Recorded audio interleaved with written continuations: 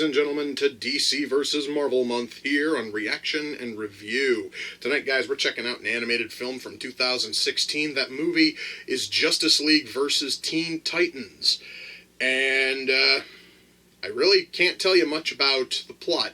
I'm taking a rather educated guess. I'm going to assume that at some point, the Justice League is going to fight the Teen Titans, thus the title. I'm taking a wild guess there. I do know that this is set in the same New 52 style universe that a lot of the other recent DC animated films are set in. So it's set in the same world as Justice League War and the Throne of Atlantis and Son of Batman, Batman vs. Robin, and Batman Bad Blood, which is awesome. I've loved all those movies. I absolutely love the way that they've built and molded and shaped that, world. The problem, honestly, is the fact that it's got the Teen Titans in it. You see, guys, for probably about the last 25 years, I have tried numerous times to get into the Teen Titans books, and I've tried to get into the Teen Titans TV shows, and just that it has always wound up a dud for me. Which is weird because there are some characters who've been in the Titans that I do care about. I mean, I honestly think that Robin and Nightwing and Cyborg and, like Kid fucking Flash are all fascinating characters. Kid Flash probably won't be in this one, just taking a guess. However, when you take all of these characters and you put them all together as a fucking team, all of a sudden interest just dies. And it has mainly to do with the writing. I've yet to find a well-written Teen Titans comic or TV show that actually brings out the best in any of these characters. I'm certainly hoping that that changes here. I'm certainly hoping that we finally get the first instance of the Titans actually being interesting and cool and likable in a fucking, TV or movie setting. I really am hoping for that. I'm hoping for this thing to be as good as the other New 52 animated DC films. The only way I'm going to find out, though, guys, is if I shut up and I push play. And I'm going to do that right now. So, without further ado, it's time to kick back, relax, and check out Justice League vs. Teen Titans. Alright, guys, two things. One, I find it rather odd that all of the character depth that Damian Wayne gained in Batman Bad Blood is completely gone now. Mind you, this was made afterwards, so it should be that... No, he's the same arrogant, pompous douchebag he was in the films before Bad. Blood, that's kind of a bad sign. And two, the Titans in this film are not that interesting. It'd be nice if they put at least a little bit of personality into any of them. But there is none, which is kind of sad because, when I saw that the Blue Beetle was going to be part of this Titans lineup, I kind of had hopes. Because the Blue Beetle's a cool character. He's the fucking dullest one out of all of them. Oh my god, this may honestly be a little bit of a letdown, guys. I can just kind of feel it. Well, guys, I can say this much. The Titans are starting to get a little bit more likable. But, the soundtrack in this movie is fucking terrible. This is the second song that they've played in the past couple of minutes that has been complete and total garbage. I hate this soundtrack. I'm certainly hoping that, we drop the shitty pop music the moment that the Titans leave this, funfair carnival thing. But, right now, it's getting really irritating. Just thought I'd share. Well, guys, we just saw the titular fight between the League and the Titans. Probably have been more interesting if it was the whole League and not just three of them. Would have been even more interesting if they weren't possessed by Trigon's demons. But hey, at least we got what the movie promised. It kind of sucked, but at least it was there, and it wasn't terrible. Just could have been a fuckload better. Well, guys, that was Justice League vs. Teen Titans. Let me shut that off. Okay. Well, I'm going to say that my hopes were kind of low going into this thing. because of the subject matter. I will say that it wasn't nearly as bad as I thought it was going to be. The movie still has problems. Oh god, this thing has problems. But it could have been a shitload worse, and I will not say that it's the worst DC animated film I've seen. I will say that out of all of these New 52 DC films, it's probably the weakest. Actually, no, it is by far the weakest. But I'm going to try to explain why in just a moment. And I think part of the problem comes from the writing, you see, because this movie feels as if it's missing something. And when I say it feels like it's missing something, it feels like it's missing an entire prequel film before this. Because, you see, we are introduced to the Titans as a fully formed team, and there was never any attempt to explain how they became a team. See, that honestly is what I liked about Justice League War, was that it was an entire origin story about how all these heroes all came together and became the Justice League. And it was a fantastic movie. It told a great story. We could have had something similar to that, explaining how the Titans became a team. Because the only thing I know is that Starfire is the leader of the team, and she does not vet anybody who comes in, so she only knows whatever the fuck they tell them. So when Robin goes digging and he finds absolutely no friggin' info on Raven, he finds no background, no name, no nothing. Starfire then, almost essentially as if a switch had been flipped, decides to then give the entire backstory on Beast Boy and Blue Beetle. And that was pretty much it. It's like, it would have been nice to have seen how these four all came together. We could have gotten a little bit of actual fleshing out of Blue Beetle, Beast Boy, and Starfire. I honestly wouldn't have minded Raven not having a lot of depth in a Titans prequel because she gets all of her depth and fleshing out here. You know, but still the very fact that we have nothing on these previous characters. We have nothing at all. You know, and so we basically are just told about how, Garfield fucking Logan's skin turned green and he could turn into animals when he was like, I believe she said 11, and how Jaime doesn't know he really doesn't know the limits of his fucking scarab. It would have been nice if we'd have gotten a film showing this. Showing how Starfire found them, or how they found her, how they formed the team. You know, a prequel film actually setting up the Teen Titans before you do a crossover with the Justice League. Considering how many of these movies fucking Marvel, what the hell? I really am fucking tired. Considering all the movies that Warner Brothers and DC pump out every single year, the very fact that we didn't get a, Teen Titans prequel film before this is a little bit shameful. Now, besides the fact that we are introduced to a shitload of characters and there's no attempt to flesh out any of them, barring, Raven, one other problem we have here does have to do with character depth, and that is with Damian. That has to do with Robin, because we have had 3 films now.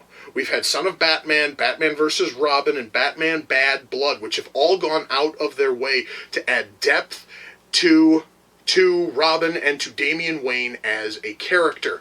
Now a whole lot of that has been stripped away, so we're basically back to the douchebag Damian we had about 2 movies ago, with absolutely no explanation as to why he has fucking reverted back to this slightly more douchey persona. Would have been nice if there was some explanation as to that, but oh well. Yeah, that honestly to me was just another minor problem. One other issue I have, and I totally understand, guys, I am dumping on a whole lot of shit here, but just mind you, a whole lot of this is kind of minor. Another issue I had was how they burned through a shitload of really awesome villains who we're probably never going to see in any other films in this specific series of movies. Because the movie started with the Justice League fighting against the Legion of Doom outside of the Hall of Justice. That all by itself could have been its own fucking movie, where we could have seen the Legion form as they fight against the Justice League. I understand that there was a similar film like that with Justice League Doom, but that wasn't part of this fucking continuity of films. We could have seen how Luthor was able to get Cheetah and Toymaster and Grodd and Weather Wizard, and they all formed a team. That would have been, or Grundy. It was Solomon fucking Grundy. Sorry guys, it's like I said, I'm kind of tired. I'm just gonna move on past that. Anyway, we could have had an entire film of how they formed, ending with the fight that we see here. Of course, then there would have been a problem involving the cast. I'll get to that in just a sec. I want to focus on writing first before I hit that little personal grudge I have with the casting here. So that honestly could have been made a film all by itself. Out of left field, around the midway point of the film, we get to see Atomic Skull show up. And he gets completely wasted in about 2 minutes, and we're never going to see him in any other films, at least I'm going to assume. So we burned through Solomon Grundy, Lex Luthor, Cheetah, Weather Wizard, Toymaster, who really was just a renamed Toyman for reasons, and fucking Atomic Skull. We burned through all those villains to focus on Trigon, a D-list DC villain whose only real reason to be is because of his family connection to Raven. So he's almost always been a Teen Titans villain and nothing else. And he's never really been a viable threat. As much, honestly, as Trigon has been written up as this horrible, horrible demon who can fucking like conquer worlds and destroy everything, he's never been a viable or credible threat, and this movie even shows he's not a viable or credible threat. So we burned through all of these villains who might have made for fascinating movies, so we can focus on this one worthless dickhead who really just has no reason to be. Anyway, beyond all of these problems, though, if we were to look past all of these issues, what is here is still a fun movie, and it is in no way terrible. I will say that out of this current continuity of DC films, all of these New 52 centric films, it is by far the weakest in terms of writing. However, that does not make it bad. It just means it's average, and that's not really good when you've had 5 movies before this which were so fucking good to then turn into something which is just kind of okay. It just feels like a massive letdown. So writing here is flawed, but certainly decent. Acting. The acting is amazing from almost everybody, because we've got a shitload of people coming back from previous films in this specific line of movies. Which, of course, means that that cameo that Steve Blum had in The Throne of Atlantis as Lex Luthor pays off as he comes in and plays Luthor in the prologue. I have learned, if I listen to Steve Blum and I don't know that he's in something, I hear his boring, worthless, samey, goddamned voice, and I develop a twitch in my fucking eye. That is how sick and tired I am of him being in these fucking movies. So we have one of my favorite DC, villains, at least my favorite, and by far my favorite Superman villain outside of fucking Darkseid, who also got played by Steve Blum in this franchise. Jesus fuck. Anyway, ruined because Steve Blum, instead of putting any kind of personality into it, just opts to just do his usual raspy, "Oh, hi, it's me, it's Steve Blum." Fuck you, Steve. Get the fuck out of this business.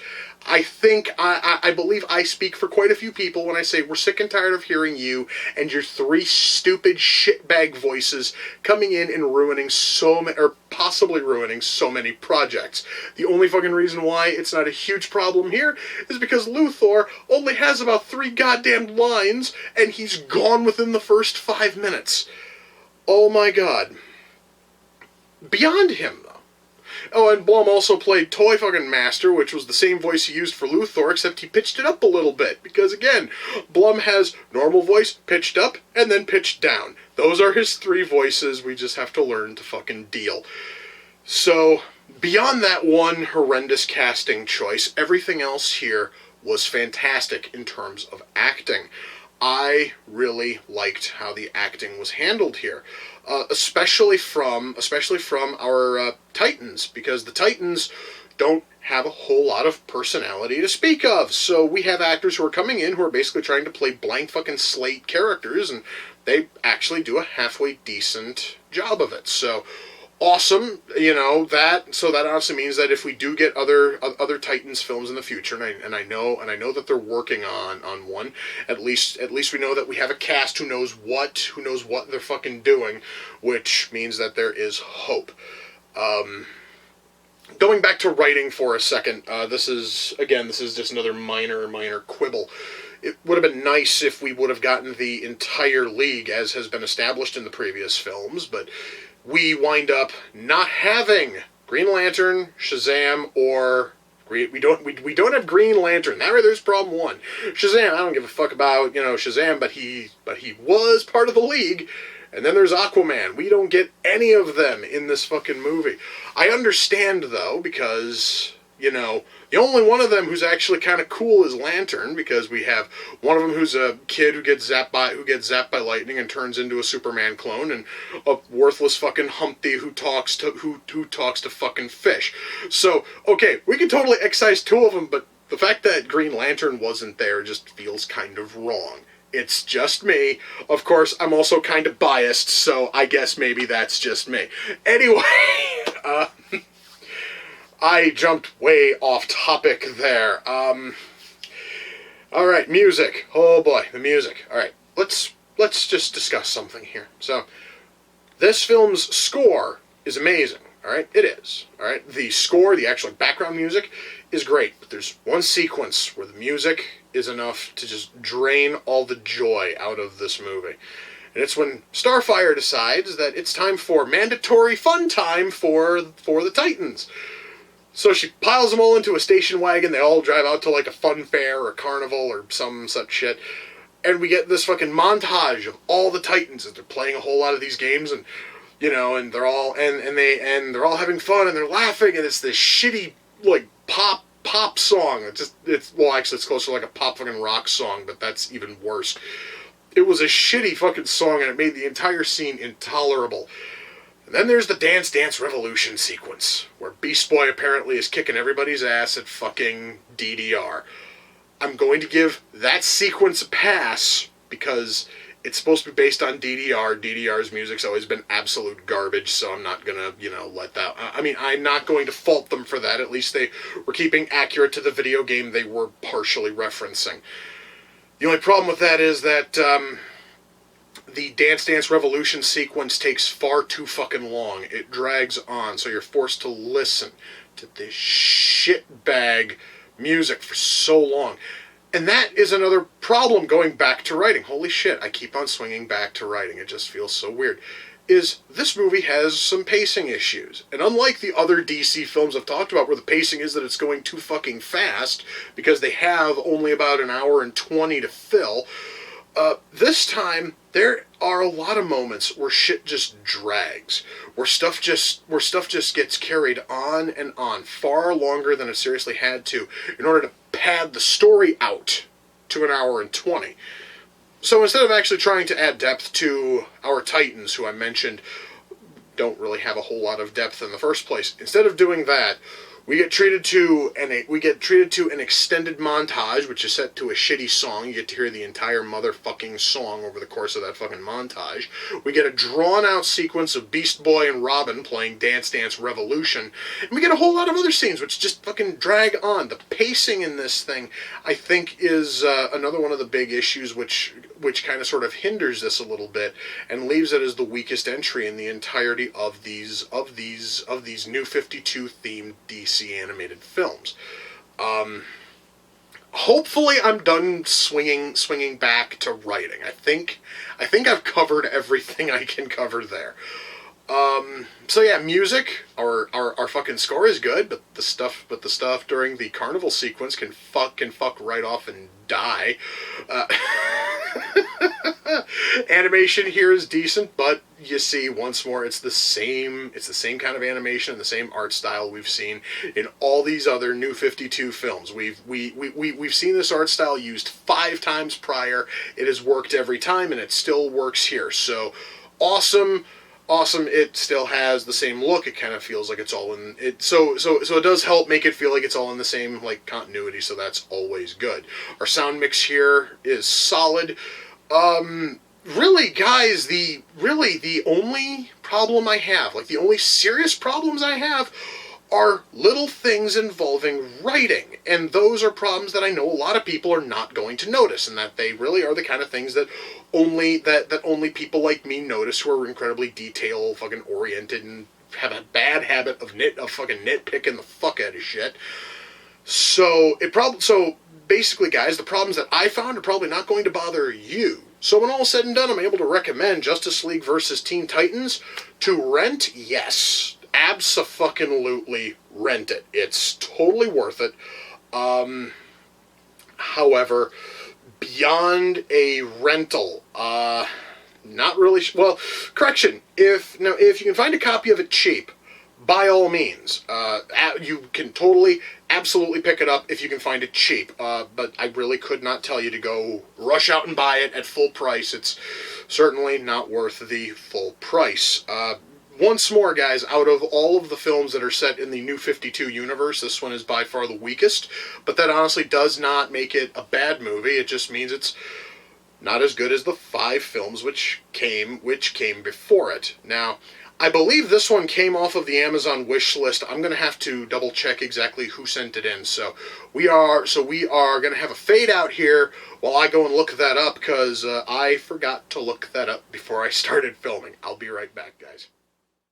Okay, I went and I looked it up, and Justice League versus Teen Titans did indeed come off of the Amazon wish list. The person who sent it in was Daniel. And as much as I'd love to give Daniel a proper shout-out with a link to anything of his, a YouTube page, a Twitter page, a Tumblr blog, anything, he never gave me a link to anything. So unfortunately, I can't really give him a proper shout-out, but I am going to say to him, Daniel, dude, I thank you, because I really wasn't sure about, this one. I usually am not wary about going into these DC animated films, but this time, because it featured a team I'm not overly fond of, I went into it with huge questions, reservations. I didn't really know if it was going to be any good. And because you sent it in, I was able to watch it, found out it wasn't too bad, and I wouldn't have known that if you hadn't sent it in.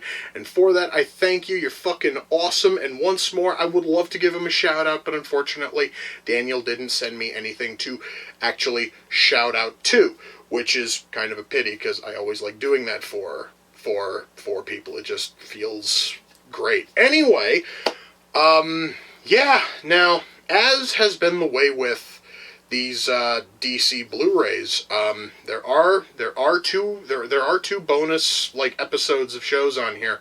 One of them is from Batman the Brave and the Bold. I'm going to totally watch that one. The other one is from Teen Titans, which, if I could scour off of that disc, I would, because that show was fucking trash. So I still have an episode of Batman the Brave and the Bold to watch. At least there's that. So I'm going to go and watch that. Probably going to sit down and read some more comics, because, again, I got a massive fuck-off pile over here I've been slowly whittling through, and I've got 2 more coming in. So, yay me. Well, 2 more, and Comic Bento's probably coming in like a week or 2. So anyway, that is going to do it for this installment of Reaction and Review. Until next time, ladies and gentlemen, take care, and I will see you all in the near future. Peace.